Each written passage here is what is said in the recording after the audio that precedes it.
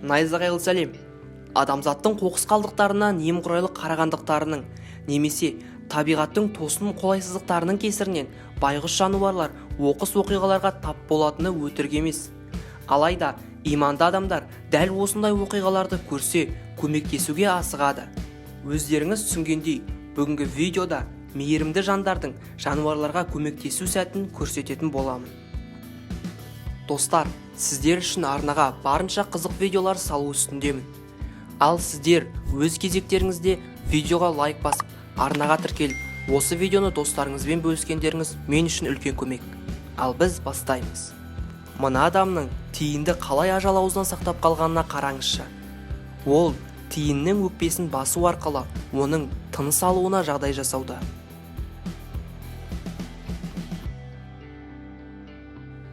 Бұл аю басына абайсыздық келіп кеткен пластик банканың кесірінен тұншығуда.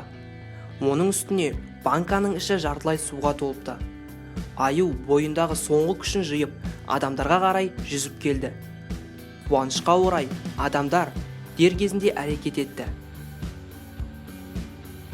Аллигатор қолтырауына түсініксіз себептердің кесірінен құйрығынан айырылды. Соның кесірінен ол суда дұрыс жүзе алмады. Себебі суда жылдам жүзу үшін қолтырауындардың құйрығы басты рөл атқарады. Заманауи технологияға жүгінген ғалымдар қолтырауынға жаңа өмір сыйлады.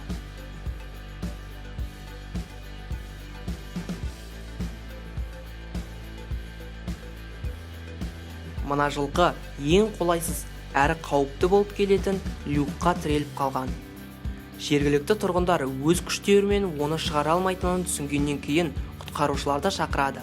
Әйтеуір олар оны аман есен шығара алды.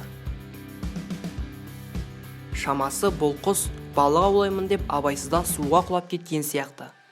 Ал бұл адамдар ол құсты құтқарып жағаға дейін жеткізеді. Алайда бұл адамдар өздерінің жойылу алдында тұрған құсты құтқарып алғандарын білмейтін сияқты. Көлік доңғалағы белгісіз жағдайлармен мына жирафтың мойнына киіліп қалған. Және ол оны өздігімен шешіп тастай алмайды. Сондықтан арнайы ветеринарлық топ бұл мәселені сақтықпен шешуге кірісті.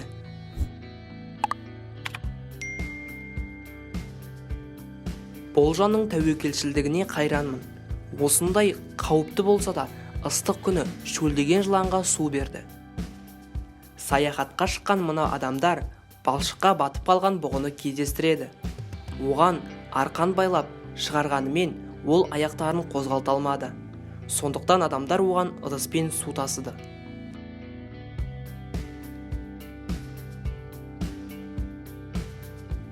Видеодағы жылан құсты қылғындыру үстінде. Бірақ тәуекелшіл адамдар оған көмектеспекші. Соның арқасында құс аман қалды. Қоқыс жәшігіне азық іздеп түсіп кеткен жанаттар одан оңайлықпен шыға алмайды. Себебі қоқыс жәшігі олар үшін тым биік. Осыны байқаған мына жігіт қоқыстың шетіне ағашты тұрғызып қояды. Осының көмегімен жанаттар қоқыс жәшігінен оңайлықпен шығып кетеді. Күшті толқындардың кесірінен мына теңіз жануары жағаға шығып қалған. Ол қаншалықты ауыр болса да бір топ адамдардың жұмылы әрекет етуінің арқасында теңізге қайта оралды.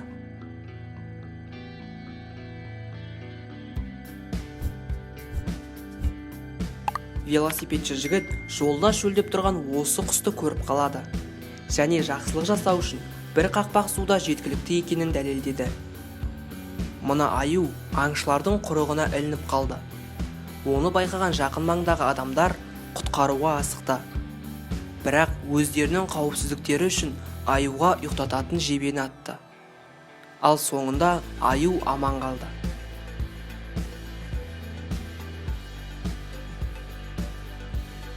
Мына адамдар бұл жануарды өліп қалған деп ойлады. Бірақ жақындап барып қарағанда оның көзіне, мұрнына, аузына, тіпті құлағына дейін қар кіріп кеткен. Мейірімді жандар оған көмек қолын созбағанда байғұс жануар өліп кетуі мүмкін еді. Мына жирафтың аяғы ауланың сымына оралып қалды. Жігіттерде басқа амал қалмағандықтан ауланы бұзуға тура келді.